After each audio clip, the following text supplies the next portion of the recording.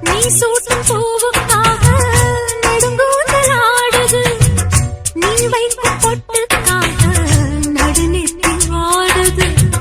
காத்தாடி ஒன்னத்தானே உயிர் நாடி தேடுது.